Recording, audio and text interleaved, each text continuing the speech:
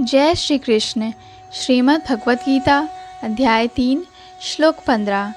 कर्म ब्रह्मोद्भवं विद्धि ब्रह्माक्षर समुद्भवम तस्मात् सर्वगतं ब्रह्म नित्यं यज्ञे प्रतिष्ठितम्। वेदों में नियमित कर्मों का विधान है और ये वेद साक्षात श्री भगवान से प्रकट हुए हैं। फलतः सर्वव्यापी ब्रह्म यज्ञ कर्मों में सदा स्थित रहता है। अर्थात इस श्लोक में यज्ञार्थ कर्म अर्थात कृष्ण को प्रसन्न करने के लिए कर्म की आवश्यकता को भली भांति विवेचित किया गया है।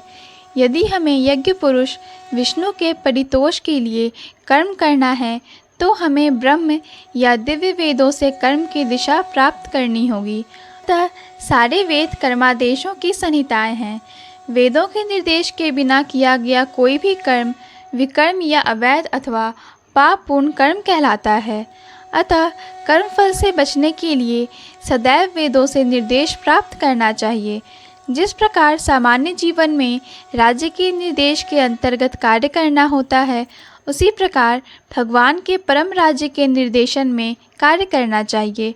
वेदों में ऐसे निर्देश भगवान के श्वास से प्रत्यक्ष प्रकट होते हैं। कहा गया है, अस्य महतो भूतस्य निश्वासितम् एतद् यद् ऋग्वेदे यजुर्वेदः सामवेदो अथर्वांगिरसः। चारों वेद ऋग्वेद, यजुर्वेद, सामवेद तथा अथर्ववेद भगवान के श्वास से उद्भूत हुए हैं। संहिता से प्रमाणित होता है कि सर्वशक्तिमान होने के कारण भगवान अपने श्वास के द्वारा बोल सकते हैं, अपनी प्रत्येक इंद्रियों के द्वारा अन्य समस्त इंद्रियों के कार्य संपन्न कर सकते हैं। दूसरे शब्दों में भगवान अपने निश्वास के द्वारा बोल सकते हैं और वे अपने नेत्रों से गर्भाधान कर सकते हैं। वस्तुतः यह कहा जाता है कि उन्होंने प्रकृति पर दृष्टिपात किया और समस्त जीवों को गर्भस्थ किया। इस तरह प्रकृति के गर्भ में बद्ध जीवों को प्रविष्ट करने के पश्चात उन्होंने उन्हें वैदिक ज्ञान के रूप में आदेश दिया, जिससे वे भगवत धाम वापस जा सकें।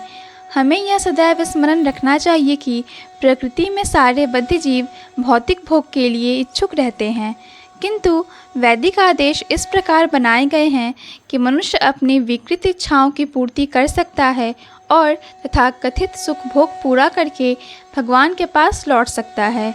बद्ध जीवों के लिए मुक्ति प्राप्त करने का यह सुनहरा अवसर होता है।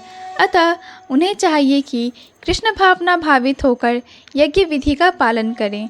यहाँ तक कि जो वैदिक आदेशों का पालन नहीं करते, वे भी कृष्ण भावनामृत के सिद्धांतों को ग्रहण कर सकते हैं, जिससे वैदिक यज्ञों या कर्मों की पूर्ति हो जाएगी।